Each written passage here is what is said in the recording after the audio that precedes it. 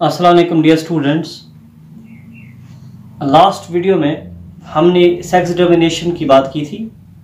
उसमें हमने environmental sex determination को डिस्कस किया था और हमने नॉन एलोसोमिक सेक्स डिटर्मिनेशन को डिस्कस किया था एंड बाद में हमने एलोसोमिक सेक्स डिटर्मिनेशन को डिस्कस किया था।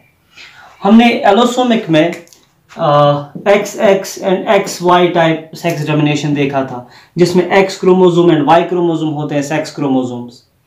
तो इनमें मेल हिट्रोगैमिटी था।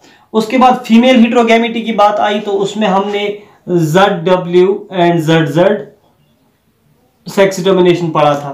ठीक है, तो इसमें होता है फीमेल हिट्रोगैमिटी, लेकिन यही बात याद रखने वाली है कि Z ना किसी क्रोमोसोम का नाम है और ना ही W किसी क्रोमोसोम का नाम है, बल्कि ZW इनको इसलिए नाम दिया गया है so that you don't get confused with XY and XX। अगर यहां भी X और Y यूज किया गया होता तो ये कंफ्यूजन का क्रिएट करता, जिसकी वजह से हमने यहाँ पे क्या किया है, या बुक्स ने या रेफरेंसेस ने क्या किया है, यहाँ पे ZW यूज किया गया है instead of X and Y। खैर ये सारी चीजें हो गई थी और हमने देखा था कि XY एंड XX कैसे प्रभावित करता है या ये कॉज करता है सेक्स डिटर्मिनेशन, या इससे कैसे पता चलता है whether the offspring will be developed into male और female. Now XY and XX की जहां तक बात आई थी तो ये हमने देखा था ह्यूमन बीइंग्स में भी था एंड ये ड्रोसोफिला मेलानोगास्टर में भी था। लेकिन ड्रोसोफिला मेलानोगास्टर में एक और तरह का सेक्स डिटर्मिनेशन भी देखा गया था, जिसे कहते हैं genetic balance theory of sex determination. तो आज हम पढ़ने वाले हैं genetic balance theory of sex determination. Genetic balance theory. असल में 1916 में ब्रिड्स नाम के एक साइंटिस्ट आए जिसने ड्रोसोफिला को स्टडी किया। अभी तक यह कहा जाता था कि it's clear that when there will be X and X chromosome, double X chromosome in a drosophila, it will develop into a female, and if there is XY it will develop into a male, so it's male heterogamity। लेकिन breeds ने क्या देखा, इसने देखा कि अगर abnormally यहां पर XXY था, that means one X chromosome is extra and then there is XY। ठीक है, तो डबल X विद Y, अगर ये कंडीशन था। नॉर्मल ह्यूमन बीइंग्स में तो हमने देखा है कि ये कंडीशन एक डिजीज कंडीशन कहलाई जाती है, जिसको क्लाइनफिल्टर सिंड्रोम कहते हैं। क्लाइनफिल्टर सिंड्रोम तो हमने देखा था क्लाइनफिल्टर सिंड्रोम डेवलप होता है बिकॉज XXY। लेकिन ब्रिड्स ने क्या देखा, ब्रिड्स ने देखा अगर ड्रोसोफिला में XXY हो, यह भी एबनॉर्मल कंडीशन है, but this condition phenotypically will be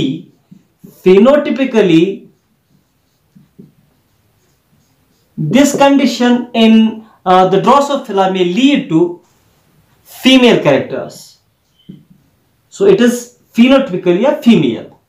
ठीक है, और ह्यूमन बीइंग्स में हमें पता है कि क्लाइनफिल्टर सिंड्रोम में it is phenotypically a male, it is phenotypically a male। So phenotypically XXY condition in human beings develops into a male character, okay, and XXY in case of Drosophila develops into a female। अगर इनमें दोनों में XY and XX sex determination है, X and Y दो chromosomes इनमें है जो determine करते हैं sex of the particular organism, फिर ऐसा क्यों है कि XXY कंडीशन यहां पे फीमेल बने या मेल बने एंड यहां पे फीमेल बने, ऐसा क्यों है? तो फिर बताया गया there is the importance of some other thing. वो क्या है? That is ratio of autosomes and X। How many autosomes are there and over these autosomes how many X chromosomes are there. ठीक है, so autosome and X chromosome का आपस में जो ratio है ये डिटरमाइन करता है इन केस ऑफ ड्रोसोफिला कि ऑफस्प्रिंग मेल होगा या फीमेल होगा। सो इसी कंडीशन को कहते हैं जब ratio of autosome and x chromosome ये डिटरमाइन करता हो सेक्स ऑफ द ऑर्गेनिज्म, इसे कहते हैं जेनेटिक बैलेंस थ्योरी। और ये भी प्रपोज की थी इसी ने, ब्रिड्स ने दी थी जेनेटिक बैलेंस थ्योरी। तो अभी तक हमने क्या देखा, जेनेटिक बैलेंस थ्योरी दी थी ब्रिड्स ने 1916 में जब उसने स्टडी किया ड्रोसोफिला को, एंड ड्रोसोफिला के उसने एक कंडीशन को स्टडी किया जब उसमें अबनॉर्मली XXY कंडीशन बनता है। XXY क्रोमोसोम अगर यानी ट्रिपल क्रोमोसोम अगर हो, सेक्स क्रोमोसोम 2 X है और 1 Y, अगर हम ह्यूमंस में देखें तो वो तो नॉर्मली क्लाइनफेल्टर सिंड्रोम बनता है जिसको फिनोटाइपिकली मेल कैरेक्टर्स देखे गए हैं।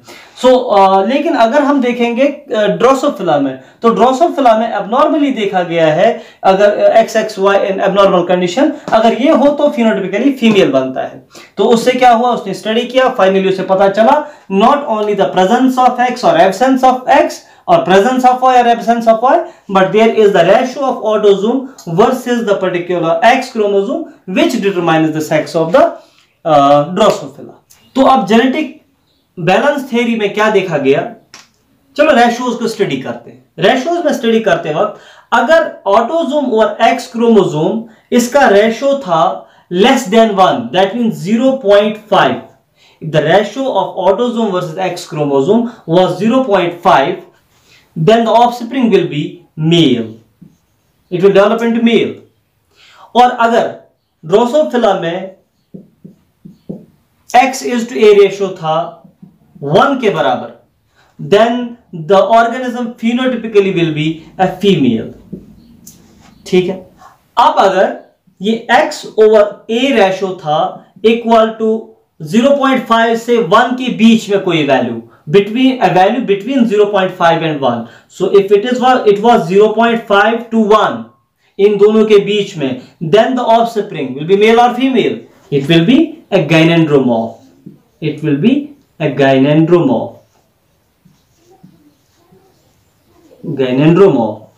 that means if the X versus autosome ratio is between 0.5 to 1, तो ऑर्गेनिज्म जो होगा वो होगा गैनेंड्रोमॉर्फ। गैनेंड्रोमॉर्फ क्या होता है, गैनेंड्रोमॉर्फ इज एन ऑर्गेनिज्म जो फिनोटिपिकली होगा पार्शियली मेल पार्शियली फीमेल, यानी पार्शियली उसकी बॉडी में मेल फीचर्स होंगे एंड पार्शियली उसकी बॉडी में फीमेल फीचर्स होंगे। ये कई तरह से होता है। फॉर एग्जांपल एक कंडीशन है that is antero posterior gynandromorph, which is antero posterior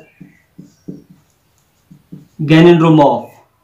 दूसरा कंडीशन जो है इट इज यानी एंटीरियर पोस्टीरियर क्या है, anterior part of the body is having just of male and the particular posterior part is having the features of female और vice वर्सा।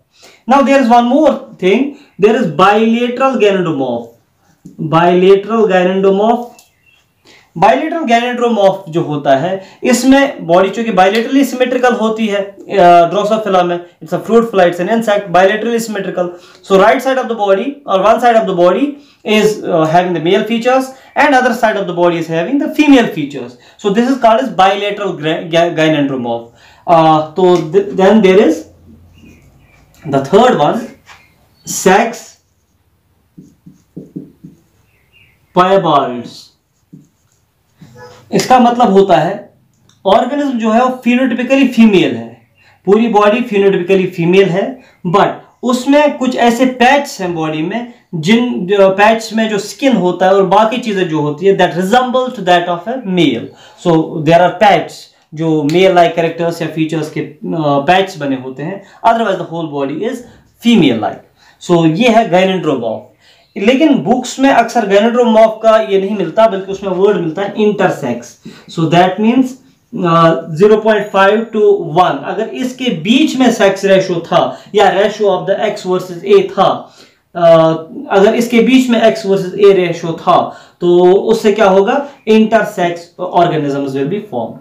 अब अगर मान लीजिए 0.5 से कम है ये X वर्सेस A रेशियो, अब अगर X वर्सेस A रेशियो है less than 0.5, so what will that develop into, if the ratio is ratio of X over O is equal to, it is I can say less than 0.5, तो organism जो होगा that will develop into a super male, it will develop into a super male. अब अगर ये ratio था 0.5 भी नहीं है, लेस देन 0.5 भी नहीं है, 1 भी नहीं है, लेकिन ये है 1 से ज्यादा, more than 1, if it was greater than 1, then the organism will be developed into a super female, it will be developed into a super female। now अगर ये सेक्स रेशो, अगर ये for example genetic balance theory है sex determination का, then what is the importance of Y chromosome in these organisms? Let me tell you, अगर for example यहां पे ratio of X versus A था 0.5, ये तो मेल होगा, डेफिनेटली मेल। लेकिन अब अगर Y एब्सेंट था तो ये इनफर्टाइल मेल होगा, बिकॉज Y क्रोमोसोम के एब्सेंस में फर्टिलिटी फैक्टर्स या बाकी चीजें जो है वो डेवलप नहीं होंगी, तो ये इनफर्टाइल मेल होगा। अब अगर Y क्रोमोसोम मौजूद था, Y क्रोमोसोम प्रेजेंट था और ये रेशो मिला, देन दैट मींस ये मेल होगा एंड फर्टाइल मेल होगा। मेल फर्टिलिटी जो है वो आती है Y क्रोमोसोम से, लेकिन जो features of the male character हैं तो वो आ जाते हैं इस ratio of X versus A। सो ये था how the genetic balance theory I can say affects or influences the sex determination in case of the Drosophila। so इसे इसीलिए अलग कैटेगरी में रखा गया था जेनेटिक बैलेंस थ्योरी में। अब बात करते हैं sex determination in case of honey बीज, वास्प्स एंड एंट्स एटसेट्रा। तो उनमें एक अलग तरह का एक सेक्स डिटरमिनेशन होता है जिसकी हमने इंट्रोडक्शन में बात की थी, तो दैट इज हैप्लोडिप्लॉइडी। हैप्लोडिप्लॉइडी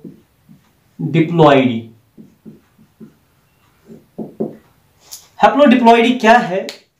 ये sex determination in case of honey बीज,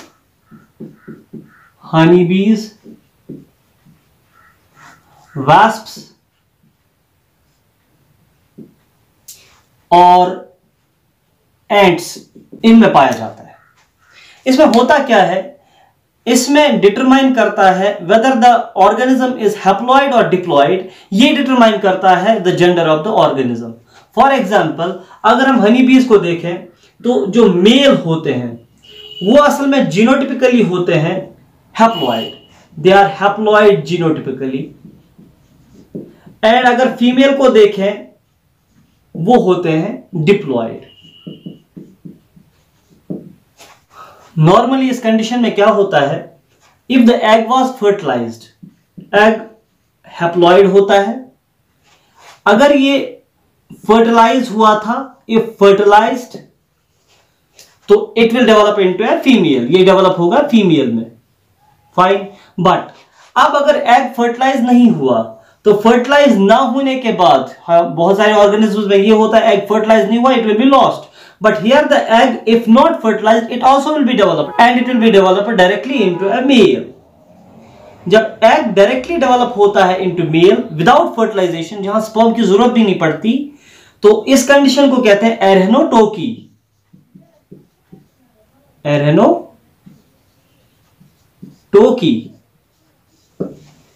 या इसका दूसरा नाम है एरेनोटोकस parthenogenesis. एरेनोटोकस parthenogenesis.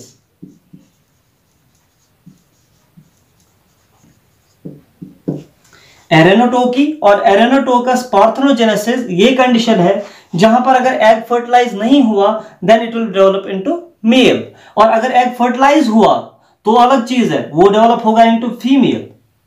So females in this way are diploid and males are haploid. So honeybees and wasps and ants, they are the social insects. तो इन social insects में इस तरह का sex determination पाया जाता है। Now let's discuss it in a bit detail.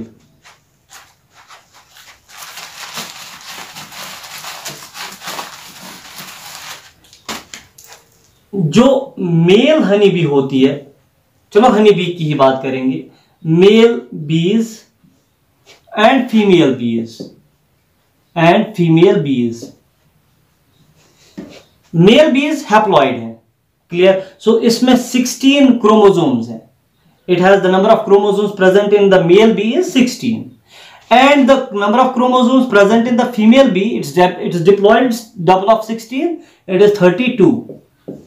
Mail honey bee जो है वो जब स्पर्मेटोजेनेसिस करेगी, नॉर्मली स्पर्मेटोजेनेसिस में होना क्या होता है, दैट इज मियोसिस, लेकिन अगर यहां मियोसिस होगा तो यहां हैप्लॉइड नंबर भी नहीं रहेगा, इसीलिए बाय डिफॉल्ट इनमें होता है माइटोसिस, इनमें होता है गैमेटोजेनेसिस के दौरान मेल्स में माइटोसिस, तो जिसकी वजह से जो इसके स्पर्म्स हैं those will have the 16 number of chromosome, so that means ये स्पर्म जो है ये भी हैप्लॉइड होगा।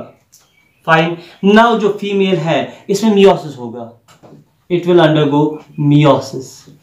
नाउ जब मियोसिस होगा तो यहां पर जो फॉर एग्जांपल एग्स बनेंगे those will be having 16 chromosomes each, 16 chromosomes, okay, so that this is 1n chromosome and this is also 1n, तो ये है sperm and ये है eggs। अब हो गई equality. Now the condition is, अगर इस sperm ने इस egg को फर्टिलाइज किया, the particular result will be a diploid cell, so this will be the female, ये डेवलप होगा into a female, और अगर इसने इसे फर्टिलाइज किया then it will be a female, it will be a female diploid। और अगर कोई एग ऐसा रहा जो फर्टिलाइज नहीं हुआ, फॉर एग्जांपल यहां एक एग है जो फर्टिलाइज ही नहीं हुआ, क्योंकि ऐसा क्यों होता है कि ये फर्टिलाइज नहीं होगा? न्यूपचल फ्लाइट के बारे में आपने पढ़ा होगा, न्यूपचल फ्लाइट, बी हाइव में 3 तरह की बीज होती हैं, क्वीन जिसका काम वो फर्टाइल फीमेल होती है, एंड ड्रोन्स जो ये मेल्स हैं, and then there are the particular worker honey bees जो फीमेल्स हैं बट इनफर्टाइल। अब बात जब रिप्रोडक्शन किया जाए तो सिर्फ 2 की बात होगी, एक क्वीन की बात होगी और एक होगी ये जो है ड्रोन्स की बात, सो क्वीन की एंड ड्रोन्स की बात। जब क्वीन अपने हाइव से बाहर निकलती है वंस, तो उसके बाद उसका फॉर एग्जांपल उसको फॉलो करते हैं बहुत सारे male bees drones, and then the one of the males get I can say a chance to copulate with the female. Female जो है वो स्पर्म रिसेप्टेकल में अपने स्पर्म्स को डिपॉजिट करती है, तो क्या होगा, the eggs which do not fertilize they develop into a male, so इसे कहते हैं haplodiploid. If the particular organism is haploid it's male, if it is diploid it is female. अब इस केस में जितनी भी फीमेल्स बन गई, जितनी भी फीमेल हनी बीज बन गई, उनमें से एक ही को मौका मिलेगा क्वीन बनने का, बाकी सारी फीमेल्स जो है वो बन जाएंगी वर्कर हनी बी, जैसा मैंने पहले कहा worker honey bee, drone and queen. So worker Honey bee जो है वो होती है infertile female, that's an infertile female. ठीक, सो अब फीमेल्स 2 तरह की बन गई, ये बात तो समझ में आ गई कि ये जो है हैप्लोडिप्लॉइड समझ में आ गया, लेकिन अब मसला है कि फीमेल्स जो बन गई, फीमेल्स में प्रॉब्लम ये है कि जो इनफर्टाइल फीमेल है जो फीमेल क्वीन है जो फर्टाइल है, उन दोनों के बीच में कौन सा फर्क हो रहता है? असल में फीमेल्स जब फॉर एग्जांपल डेवलप होते हैं तो उनके लार्वल स्टेज में ही उनको जब नर्स किया जाता है, जो बाकी नॉर्मल फीमेल्स होती हैं उनको फीड किया जाता है with the bee bread. Bee bread से जिसको भी नरिश किया जाता है, जिसको भी बी ब्रेड खिलाया जाता है by the help of the nurse Honey बीज, तो उसमें क्या होता है, वो फीमेल्स डेवलप होते हैं into the particular infertile female the worker. लेकिन एक स्पेशल लार्वा होता है जिसको खिलाया जाता है रॉयल जेली। जो रॉयल जेली खिलाया जाता है, जिस फीमेल को ये खिलाया जाता है रॉयल जेली, वो डेवलप होता है into the queen. Now, if the egg is not fertilized, it will develop into a male. If it is fertilized, it will develop into a female. But now the condition is, if this larva is fed with the bee bread, then it will develop into an infertile female, and that means a worker. And if it is fed by royal jelly, then it will develop into what? It will develop into the queen, which is fertile. This was about the particular sex determination. Inshallah, in the next video, we will talk about another topic of this chapter, genetics and evolution. Till then, thank you. Stay blessed.